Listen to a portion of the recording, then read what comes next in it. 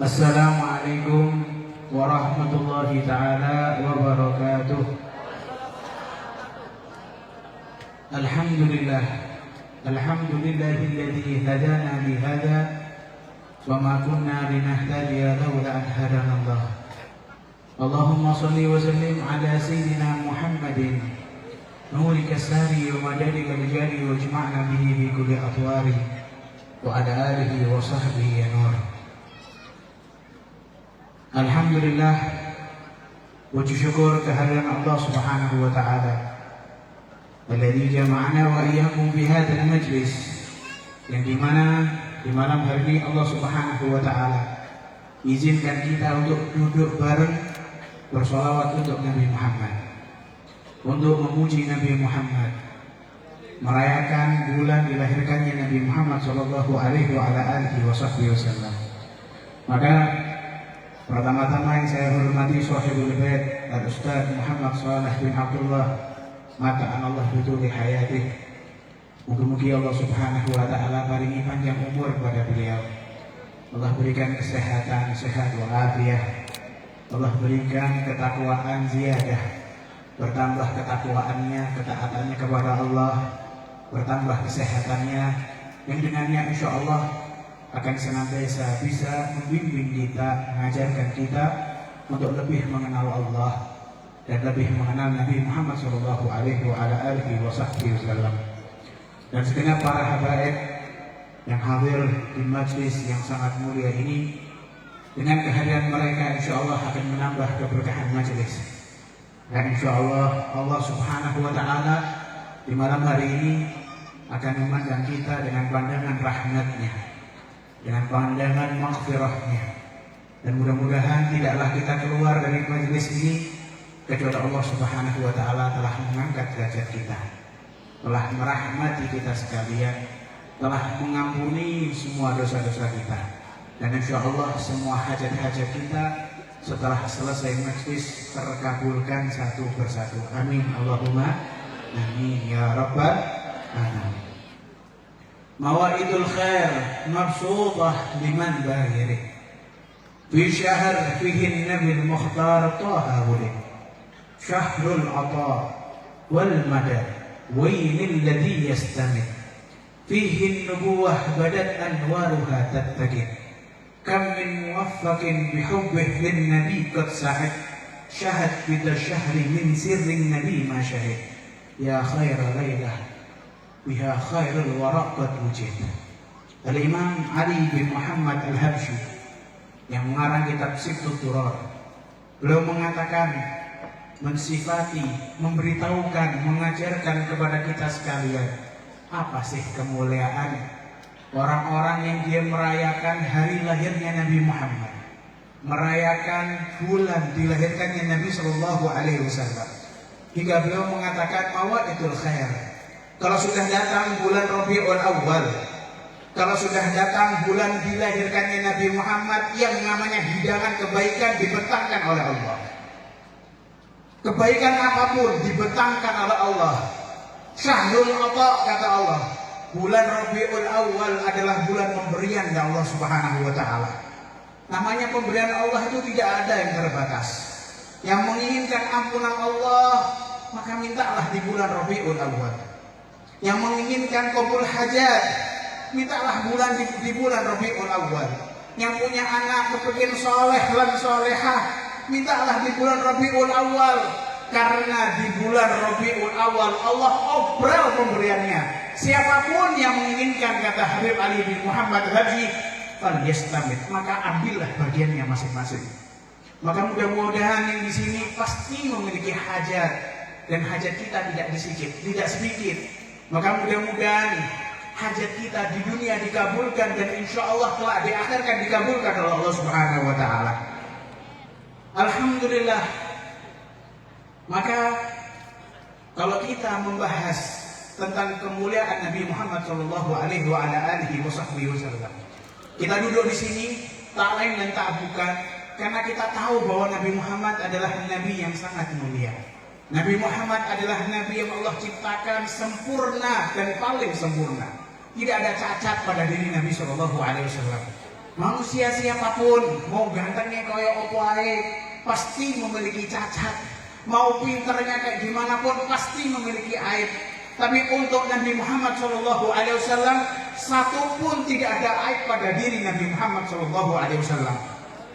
Karena tidak ada cacat pada diri Nabi Muhammad, sampai orang-orang kafir Quraisy itu bingung, ingin mengolok Nabi Muhammad, ingin mencaci Nabi Muhammad, gak ketemu karena Nabi Muhammad terlalu sempurna. Hingga Sayyidina Hasan bin Sabit, beliau mengatakan, wa ajmalu min kalam tarakatu ainu wa ahsan min kalam talidin nisa'u khuliqta mubarra'an min kulli aibin ka'annaka qad khuliqta kama tasha'u. Sayyidina Hasan bin Sabit itu memuji Nabi Muhammad dengan pujian yang sangat luar biasa. Sayyidina Hasan bin Sabit ini paling sering memuji Nabi. Jadi kan tidak usah heran, tidak usah bingung kalau ada orang-orang yang sana itu melarang kita memuji Nabi Muhammad. Kita harus tetap terus memuji Nabi Muhammad karena kita mengikuti jejak para sahabat. Para sahabat itu berlomba-lomba memuji Nabi Muhammad. Mereka itu sampai berlomba-lomba siapa yang paling indah di dalam memuji Nabi SAW. Dan termasuk Hasan bin Sabit ini adalah sahabat yang paling sering memuji Nabi Muhammad. Saking senangnya kanjeng Nabi dengan Sayyidina Hasan karena sering memuji beliau, sampai suatu ketika Nabi SAW mendapatkan harta ghanimah, rampasan perang berupa budak, 2 orang budak wanita, adik dan kakak, yang kakaknya dinikahi oleh Nabi. Kemudian sisa adiknya, para sahabat bertanya, ya Rasulullah, terus adiknya ini kemana? Diberikan kepada siapa? Kata Nabi SAW, berikan kepada Hasan bin Sabit. Dia sering memujiku, aku senang dengan dia. Kalau gitu, itu perempuan berikan kepada Hasan bin Sabit. Itu hadiah dari Nabi SAW. Nabi senang dengan orang-orang yang memuji Nabi SAW. Karena hakikatnya memang Nabi itu adalah manusia yang paling terpuji. Wujudun Nabi, keberadaan Nabi aja itu buat kita sudah menguntungkan, sudah merupakan fadilah, keutamaan buat kita. Nabi tidak usah gerak, Nabi cuma cukup dilahirkan, kita diangkat derajatnya oleh Allah. Makanya Allah Subhanahu wa Ta'ala di dalam firman-Nya mengatakan, "Walladzi ba'atha fil ummiyina rasulan minhum yatlu 'alaihim ayatihi wa yuzakkihim wa yu'allimuhumul kitaba wal hikmah wa in kanu min qablu lafi dhalalin mubin." Dulu Allah Subhanahu wa Ta'ala sebelum mengutus Nabi Muhammad menjadi nabi, Allah itu memberikan stempel kepada manusia itu dengan julukan dhalal mubin. Sudah sesat-sesatnya nyata, kata Allah Subhanahu wa Ta'ala. Kita dicemooh oleh Allah. Sebelum lahir Nabi Muhammad, kita dicemooh sama Allah. Kita diberikan julukan yang jelek, yaitu dhalal, sesat yang nyata. Namun ketika Allah Subhanahu wa Ta'ala kemudian mengutus Nabi Muhammad, mengangkat beliau menjadi nabi, mengangkat beliau menjadi rasul kita sekalian, dengan cuma diangkatnya Nabi Muhammad, Allah berubah. Allah sudah tidak lagi mengatakan kita dhalal mubin, tapi Allah berubah hingga Allah mengatakan kuntum khaira ummatin ukhrijat linnas. Kalian wahai umat Muhammad adalah umat yang paling afdol, yang paling mulia yang aku ciptakan di muka bumi ini. Itu cuma gara-gara Nabi Muhammad diciptakan, diangkat dari Nabi, kita diangkat derajat kita oleh Allah Subhanahu wa Ta'ala. Maka bagaimana dengan hal-hal yang lain? Bagaimana dengan sifat-sifat terpuji Nabi SAW yang lain? Sungguh tidak ada makhluk di muka bumi ini yang lebih indah dari Nabi Muhammad SAW. Makanya sampai Sayyidina Abdullah bin Abbas, beliau mengatakan, wallahi ma khalaqa wa ma dara'ah wa la bara'ah nafsan akramu ilaihim min Muhammad SAW.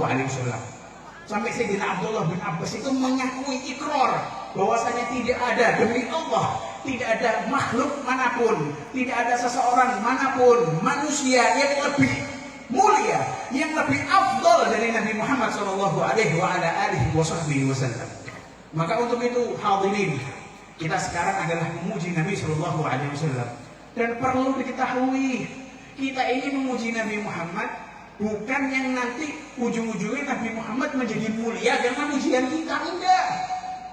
Kita ini memuji Nabi Muhammad, keuntungannya itu balik kepada diri kita sendiri. Karena sehakikatnya Seperti kata para ulama, man madahtu Muhammadan bi qasaidi walakin madahtu qasaidi bi Muhammadin. Kata para ulama, kami itu tidak memuji qasidah-qasidah yang kita lantunkan tadi berupa pujian-pujian kepada Nabi Muhammad. Itu mereka mengatakan kami itu tidak memuji Nabi. Nabi tidak terpuji gara-gara kami memujinya, tidak. Tetapi kami terpuji karena di dalam pujian kami menyebut nama Nabi Muhammad. Kalau yang dipuji orang lain, maka qasidah tadi, syair tadi biasa saja. Tetapi berhubung yang disebut adalah Nabi Muhammad, langsung pujian tadi menjadi pujian yang diangkat derajatnya oleh Allah Subhanahu wa Ta'ala. Makanya kalau ada orang yang masih memiliki mindset, memiliki pikiran ada seseorang yang lebih indah, lebih terpuji dari Nabi Muhammad, berarti dia tidak kenal Nabi Muhammad. Nek saiki Bu, ning omahmu Bu, Pak, nek sampai ning omahmu, ning kamare anak-anakmu, kok ana foto nih artis pemain bola dipajang gara-gara nopo? Pecinta, memuji, berarti anakmu hati-hati gak kenal kan jadi Nabi Muhammad.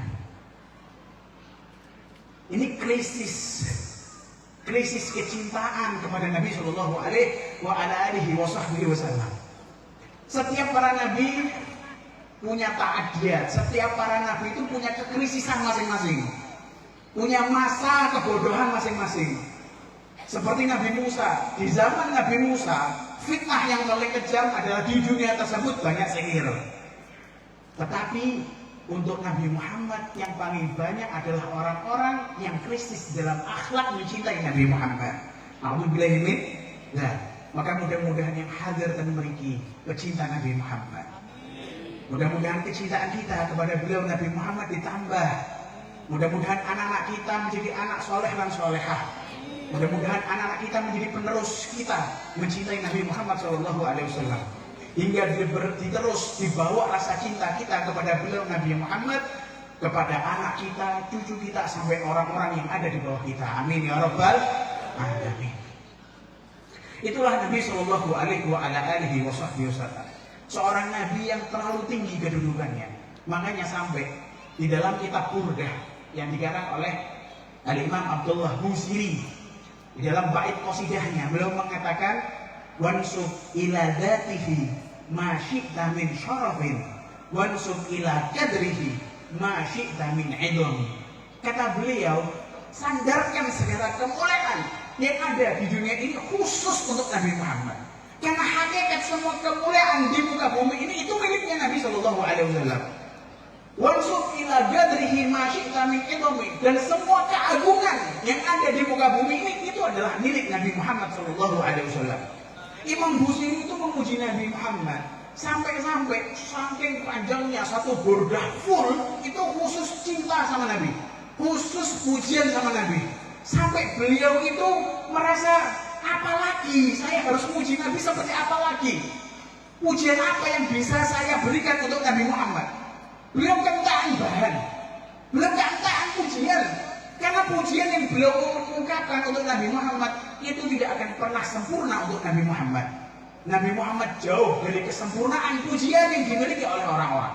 Hingga di ujung-ujungnya, ujung syair beliau hanya bisa mengatakan, kaifa taraqqa ruqiyyakal anbiya'u ya sama'a ma tawalat has-sama'u. Sampai beliau itu ujung-ujungnya bingung untuk memuji Nabi Muhammad ini seperti apa lagi. Hingga beliau hanya mengatakan, kaifa taraqqa ruqiyyakal anbiya'u. Nabi Muhammad, sudah siapa lagi nabi yang bisa mengungguli engkau wahai Nabi Muhammad? Saya yakin tidak ada nabi lagi siapapun makhluk di muka bumi ini. Nabi siapapun di muka bumi ini yang bisa mengungguli engkau wahai Nabi Muhammad. Karena engkau itu kalau diibaratkan langit, sudah tidak ada langit lagi setelah engkau. Allahumma sholli ala sayyidina Muhammad. Sungguh agung Nabi Muhammad SAW. Sampai diceritakan suatu ketika sahabat itu sedang duduk. Sahabat itu lak santri ini Kanjeng Nabi. Ngenteni Kanjeng Nabi di depan rumahnya Kanjeng Nabi SAW. Jadi ada santri, nek perlu ambek gurune, gak usah ngetok pintu. Nek perlu ambek gurune, enteni ning ngarep omahe gurune. termasuk tidak ada mengetok pintu rumah dulu. Niku sahabat ngenteni Kanjeng Nabi ya dinteni ning jaba. Akhirnya yang namanya perkumpulan para sahabat, namanya perkumpulan manusia, kalau sudah kumpul mesti ana pembahasan. Nggih, mesti ana pembahasan. Cuman kadang ada beberapa kelompok sing pembahasan iku ngurumpi ngrasani wong. Nggih napa nggih? Nggih. Cuman sahabat ini ngajari kula lan panjenengan sedaya. Ketika mereka sedang kumpul seperti itu untuk menunggu Kanjeng Nabi, yang mereka bahas adalah bagaimana kemuliaan para nabi-nabi sebelum adanya Nabi Muhammad. Wonten setunggal niku berkomentar, Nabi Adam paling afdol. Tidak ada yang lebih Nabi Adam. Dan Nabi Adam adalah Nabi yang langsung Allah sendiri yang menciptakannya. Nabi pertama kali yang diciptakan oleh Allah. Kemudian ada lagi yang berkata, kalau Nabi Musa adalah Nabi satu-satunya yang bisa bicara langsung kepada Allah tanpa pakai perantara wahyu malaikat Jibril. Oh tidak bisa, ada malaikat, ada Nabi Ibrahim. Nabi Ibrahim julukannya adalah Khalilullah, kekasihnya Allah Subhanahu wa Ta'ala. Niku Kanjeng Nabi Shallallahu Alaihi Wasallam mendengar percakapan para sahabat di dalam rumah, terus didengar semua percakapan para sahabat. Hingga Nabi Shallallahu Alaihi Wasallam kemudian keluar mendatangi para sahabat yang sedang berkumpul tadi.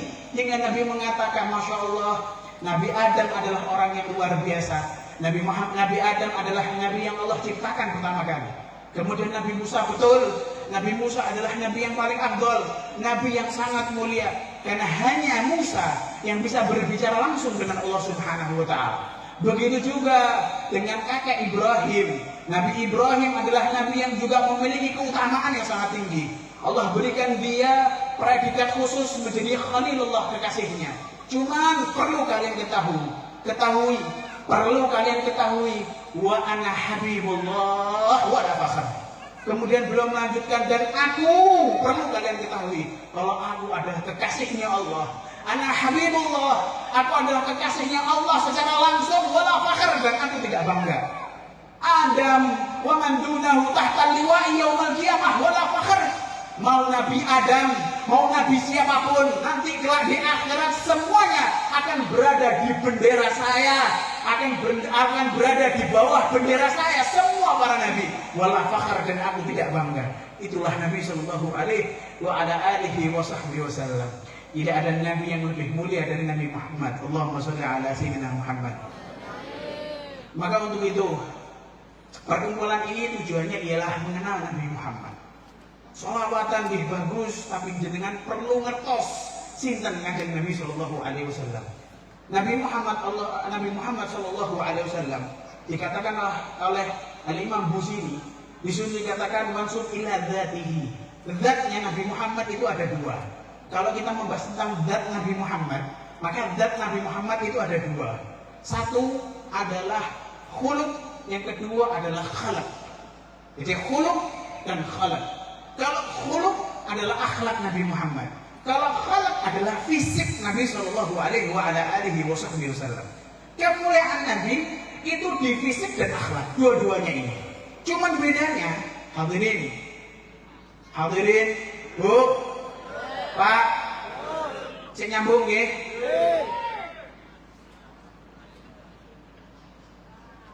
Jam 11, sampun ngantuk, sabar ya.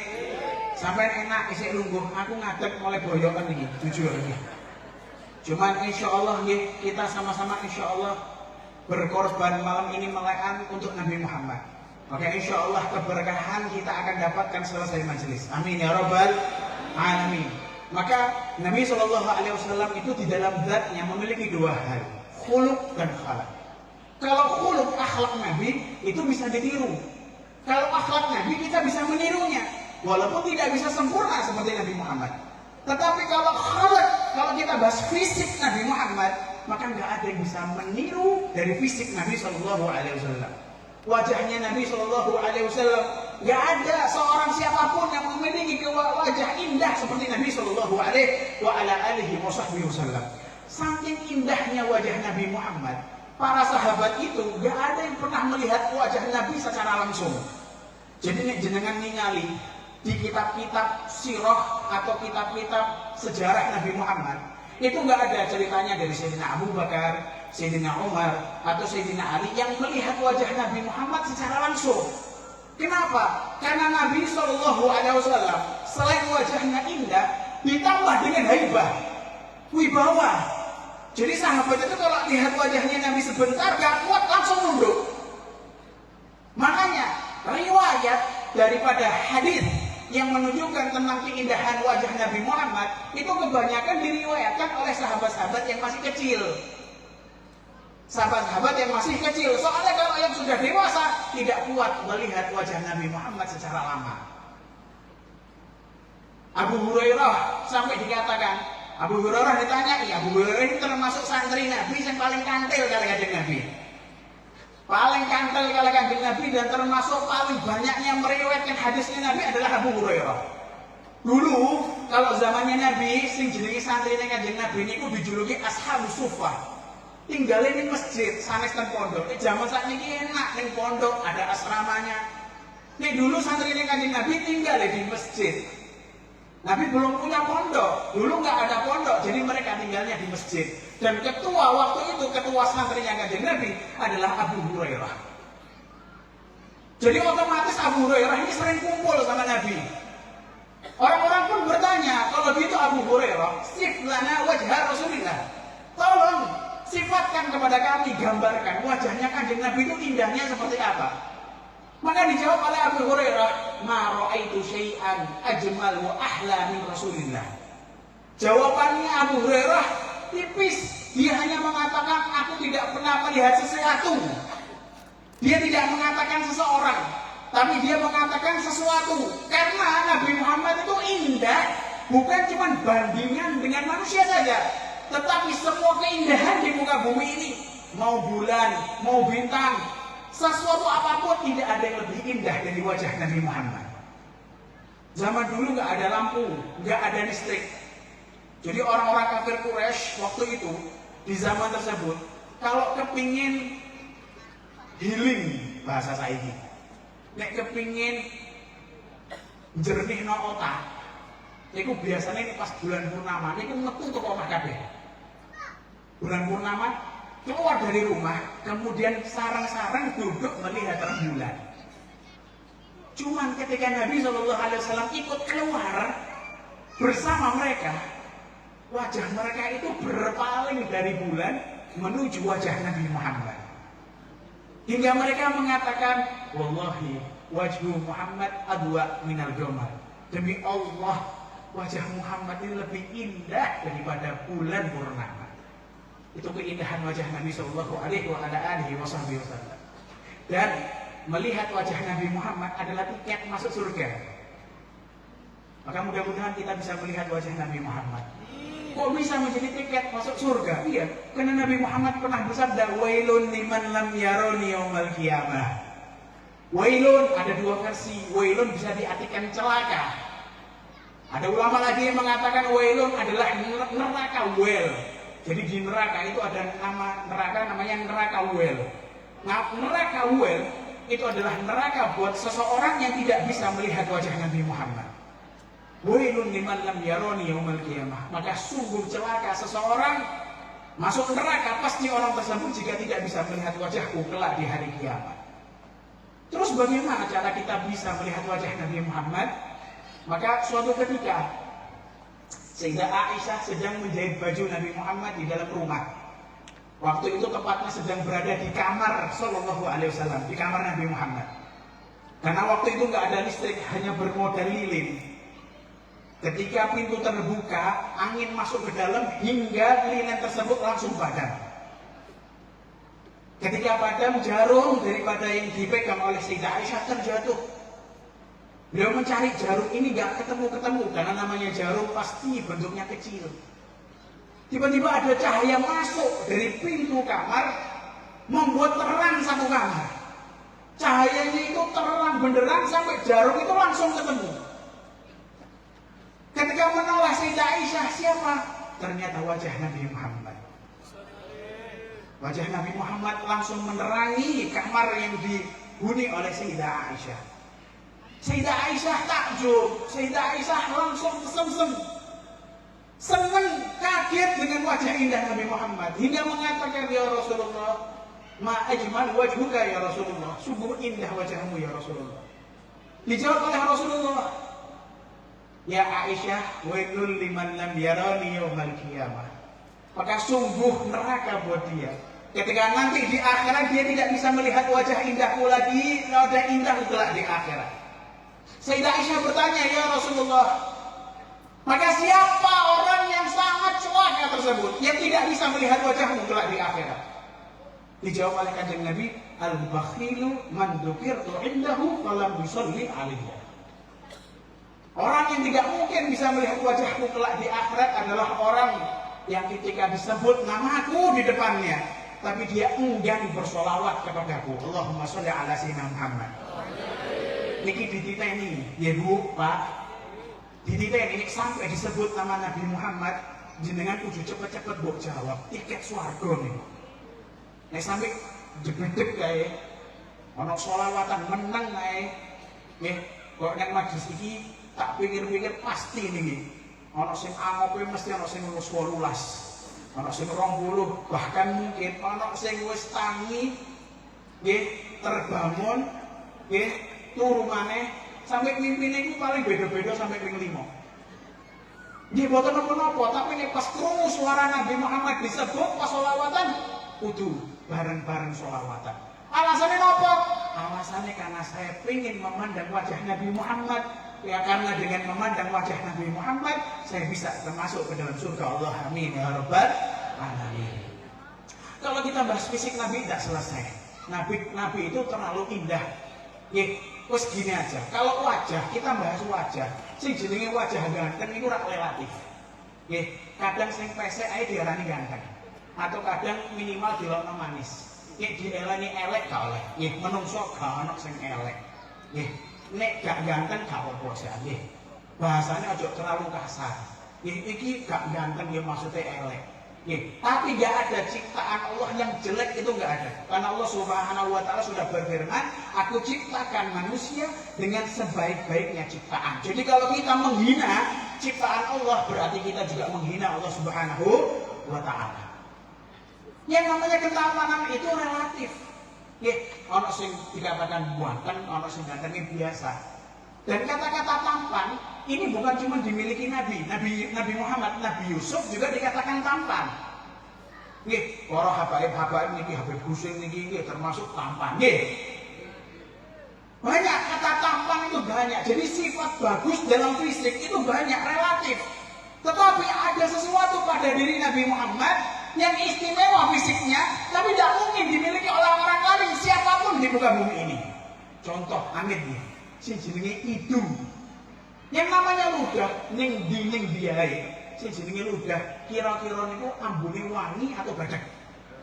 Badak. Apa maneh pas tangi turu, wah semerbak cekar membahaya. Pasti baune badak. Tapi nek napa ludahe Kanjeng Nabi wangi, dan bukan cuma wangi, niku syifa, dawa, obat buat semua macam penyakit. Dan wahid datang Sayyidina Ali, datang Sayyidina Ali bin Abi Thalib ketika habis peperangan dengan membawa matanya. Ini bayangno, Sayyidina Ali ini perang matanya copot setunggal, itu dibeton dengan ngarepe Kanjeng Nabi. Terus bilang dengan gampangnya, "Aini ya Rasulullah, mataku copot ya Rasulullah." Wong zaman biyen, nek wong zaman saiki wis bingung gelabakan. Wis pokoke molat-malik. Nek Sayyidina Ali nggih gampang digawa ning ngarepe Kanjeng Nabi. Niku kalih Kanjeng Nabi, dikai idune Kanjeng Nabi dipasang malih tanpa operasi. Dipasang tok langsung waras. Bahkan kata Sayyidina Ali, mataku ini yang copot, pandangannya lebih tajam daripada yang tidak copot. Ngerti ngono tak copot kabeh tak kekno Kanjeng Nabi. Suatu ketika Kanjeng Nabi masih umur 4 tahun. Kanjeng Nabi waktu itu kena penyakit romat. Romat itu matanya nggak bisa lihat, termasuk penyakit.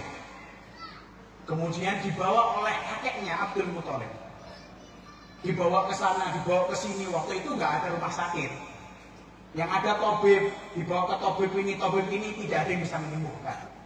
Sampai akhirnya datang berita kalau di satu gereja itu ada satu pendeta di situ yang bisa menyembuhkan orang punya penyakit mata. Dibawalah Nabi oleh Abdul Muthalib ke sana. Ketika sampai di depan pendeta ini adalah pengikut Nabi Isa alaihissalam. Jadi masih Islam, pengikut Nabi Isa alaihissalam. Datang Nabi Muhammad, kaget pendeta ini. Karena dia melihat fisik Nabi Muhammad, umur 4 tahun itu sudah beda dari fisik siapapun. Sampai didelok kanan kiri, sirai dicekel, semua diolak-walik Kanjeng Nabi. Terus tanya, siapa ini? Yang kau bawa ini siapamu? Dijawab oleh Abdul Muthalib, hada waladi, ini anakku. Dijawab lagi sama pendetanya, kadzdzab, bohong. Ini anak pasti bapaknya sudah meninggal ketika dia masih kecil, umur mungkin 2 tahun. Dijawab Abdul Muthalib, loh kok tahu? Wis ngene wis, ora usah ribut, ini anake sapa? Ini anak saya datangkan kepadamu karena dia punya penyakit mata. Saya dengar kau bisa menyembuhkan, maka sembuhkanlah dia. Dijawab, saya. Kau meminta saya untuk menyembuhkan matanya? Iya, sembuhkan dia. Dijawab pendeta ini, ya Allah, hadza tabib, hadza syafi. Jangan saya, dia sendiri, dia itu dokter. Anak ini dokter, anak ini sang penyembuh. Abdul Muthalib tambah bingung. Apa maksudmu dokter penyembuh? Gak masuk akal. Loh, gak percaya. Nggih, gak percaya. Maksudmu pripun? Iku ludahnya Kanjeng Nabi diambil dari mulutnya, kemudian dioleskan ke matanya sendiri oleh Nabi, di matanya Nabi Shallallahu Alaihi Wasallam. Fastafa bil hal. Nabi waktu itu langsung sembuh total, penyakitnya langsung sembuh.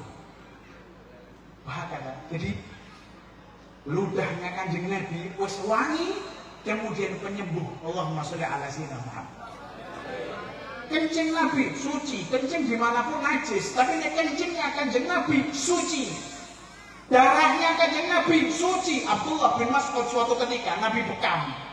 Setelah selesai bekam, Abdullah diperintahkan oleh Nabi Shallallahu Alaihi Wasallam untuk buang ini di tempat di mana orang tidak bisa ngelihat. Sudah buang dimanapun, yang penting orang itu tidak ada yang lihat. Sembunyikan dimanapun. Dia pergi, setelah itu kembali. Ditanggapi oleh Kanjeng Nabi, kau buang kemana? Aman ya Rasulullah. Saya yakin tidak ada yang bisa mencarinya. Sudah saya taruh di tempat tidak ada orang yang bisa mencarinya. Kau taruh di mana? Di batni ya Rasulullah. Aku taruh di perutku ya Rasulullah. Diumbe niku darahnya. Kata Kanjeng Nabi, kalau begitu jasadmu tidak akan pernah tersentuh api neraka. Allahumma sholli ala sayyidina Muhammad. Keringatnya Kanjeng Nabi minyak wangi. Keringatnya Kanjeng Nabi ini minyak wangi. Ummu Sulaim pernah Kanjeng Nabi sedang tidur lagi sare.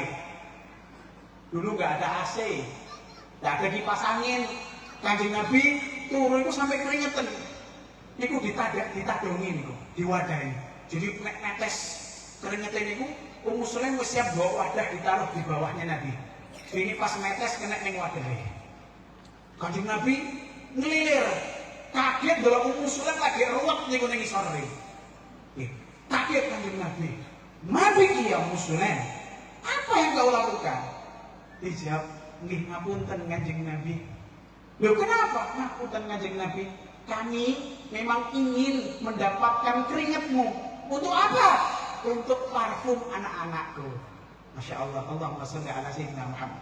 Wong Kanjeng Nabi niku saking wangine keringete. Nggih, niku nek Kanjeng Nabi seumpama duduk di sini terus pergi 3 hari baunya itu tidak hilang. Zaman saiki parfum kaya apa ae gak mungkin ada yang bisa menandingi keringat dari parfumnya Nabi Shallallahu Alaihi Wasallam. Cuman heran ya Kanjeng Nabi, walaupun Kanjeng Nabi itu sudah wangi, tapi beliau tetap pakai minyak wangi. Dari umatnya ini segala kudu guyu.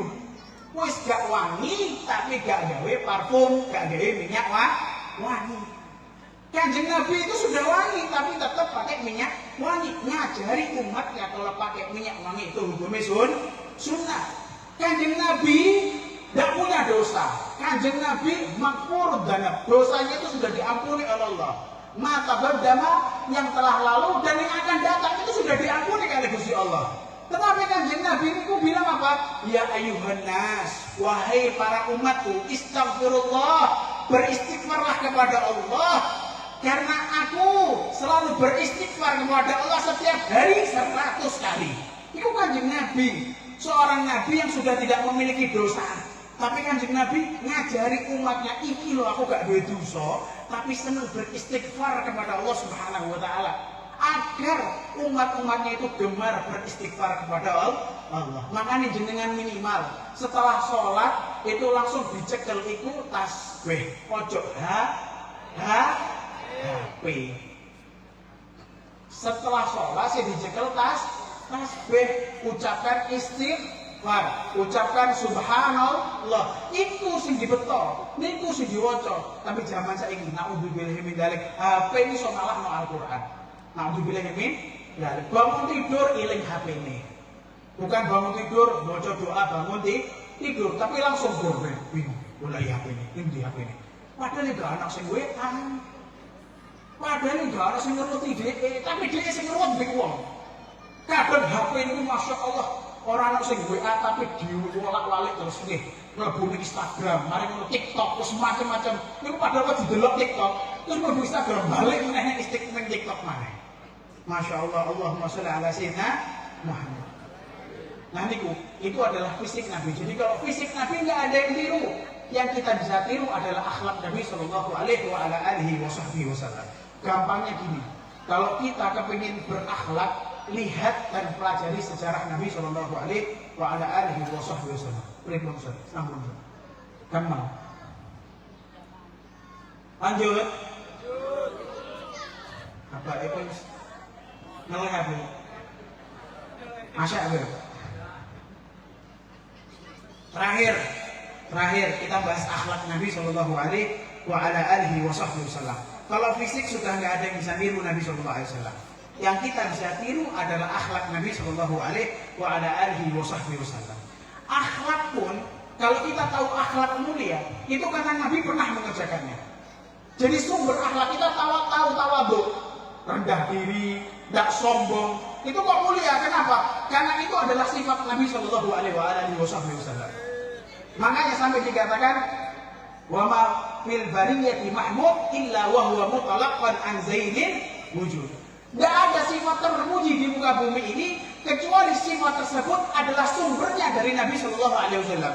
Nek bahasa kasar, kalau mau tahu akhlak, pulaannya sama Nabi Shallallahu Alaihi Wasallam. Dan kalau mau tahu akhlaknya Nabi dua, Nabi yang paling populer akhlaknya itu dua. Kata Sayyidina Abdullah bin Abbas, akhlaknya Nabi Shallallahu Alaihi Wasallam itu di dua hal. Pertama apa? Wajhun basyasun. Pertama, wajahnya Nabi itu selalu berseri-seri. Nabi itu gak tahu merengut. Nabi gak pernah merengut. Nabi itu selalu gembira, selalu tersenyum di depan para sahabat. Sampai dikatakan oleh para ulama, Nabi Shallallahu Alaihi Wasallam, karena Shallallahu Alaihi Wasallam aktsarun nasi hamma, walakinahu aktsarut tabassuma. Nabi Shallallahu Alaihi Wasallam adalah manusia yang paling sering sumpah. Nabi itu paling sering sumpah. Gimana tidak sumpah? Setiap apapun mikiri umatnya. Mau mati mikiri umatnya. Ketika mau dicabut nyawanya oleh malaikat Israel, niku malaikat Israel ditamati kali Kanjeng Nabi. Malaikat Israel, kalau seandainya nyawaku dicabut kali Gusti Allah, fakih pada mati. Terus nasib umatku pripun? Gak sing iso mbela maneh. Nek saya masih hidup, saya akan membelanya di hadapan Allah. Tapi kalau saya sudah meninggal, siapa sing ngajari? Niku sing dipikiri umatnya. Sampai sumpahnya mikiri umatnya, niku kegawa sampai mau meninggal dunia. Sampai Gusti Allah itu kepikiran dengan pikiran Nabi Shallallahu Alaihi Wasallam hingga mengatakan kepada malaikat Israel, wahai Israel, sampaikan kepada Muhammad, kalau tidak boleh ada surga yang dimasuki oleh umat manapun sebelum umat Muhammad masuk ke dalam surga duluan. Jadi kita sudah ngantongi tiket masuk surga duluan. Walaupun kita ini umat yang paling terakhir, Tapi masuk surganya itu duluan. Jadi nek seumpama ketemu malaikat ridwan niku ditanglet sih. Sampai golongannya sinten. Pas mau masuk, oh saya umatnya Musa alaihissalam. Oh, nunggu di ruang tunggu dulu. Loh kenapa? Umat Muhammad durung mlebu kabeh. Surga dilarang dimasuki siapapun sebelum umat Muhammad sudah masuk ke dalam surga duluan. Nek seumpama kabeh wis mlebet baru sampean boleh masuk ke dalam surga. Sampai kok ngoten. Dipikiri oleh Kanjeng Nabi. Tapi Nabi ini walaupun sumpahnya seperti itu, tapi Nabi tetap sering senyum dengan para sahabat. Sampai dikatakan sahabat itu ngerasa pede kabeh, GR. Nek ketemu Sayyidina Abu Bakar, ketemu Sayyidina Umar terus ngomong ngeten, aku paling dicintai oleh Nabi. Aku ini paling dicintai oleh Nabi daripada engkau. Loh kok ngertos sampean? Kanjeng Nabi nek ketemu aku senyum. Mesem, gembira. Pikirannya Sayyidina Umar, ya bodoh, mbak aku yang ngomong. Mau ketemu Sayyidina Ali, ya sama saya juga seperti itu. Mau pikir sama-sama yang tahu. Kanjeng Nabi ku roto, nek ketemu siapapun mesti senyum. Ketemu siapapun mesti salam duluan. Sampai sahabat itu kadang kepingin pas papasan itu kepingin dahului salam. Oh ini ketemu Kanjeng Nabi itu kado. Oh si pas deket tak salam duluan. Guru sempat ucap salam Kanjeng Nabi, assalamualaikum. Mesti Kanjeng Nabi duluan. Itu akhlak Nabi Shallallahu Alaihi Wasallam. Kanjeng Nabi gak tahu merengut. Sampai diceritakan Kanjeng Nabi pernah merengut sekali saja. Ketika kejadian Kanjeng Nabi sedang bersama orang-orang kafir Quraisy, Kanjeng Nabi sedang dakwah. Kanjeng Nabi waktu itu fokus ingin mendakwahi kafir-kafir Quraisy, karena setiap orang itu memiliki pengikut. Nek dakwahnya Nabi ini berhasil, umat banyak. Tiba-tiba satu orang datang, Abdullah bin Ummi Maktum. Satu orang buta, ingin menyodorkan dirinya memeluk agama Islam. Tiba-tiba nyela perkataan Nabi. Kata Nabi, bentar, saya masih mau ngomong sama ini. Nanti sampai nanti baru saya ajak omong. Nabi melanjutkan omongannya kepada orang-orang kafir Quraisy. Disela lagi sama Abdullah bin Ummi Maktum. Akhirnya apa yang dilakukan oleh Nabi? Abas wa tawalla. Nabi tidak menggubris, Nabi cuma merengut kemudian tidak digubris oleh Nabi Shallallahu Alaihi Wasallam. Niku gara-gara Kanjeng Nabi ngono tok, niku satu surat full turun untuk Nabi Muhammad. Abasa wa tawalla an ja'ahul a'ma wa ma yudrika la'allahu yazakka aw yadhakkaru fatanfa'uhu dzikra. Itu satu surat full turun untuk menegur Nabi Muhammad. Padahal Nabi Muhammad gak salah. Nabi Muhammad sedang ngobrol tapi dia mencela. Tapi Allah Subhanahu wa taala ingin mengingatkan untuk Nabi Muhammad, kalau perbuatanmu itu tidak pantas untuk dirimu wahai Muhammad.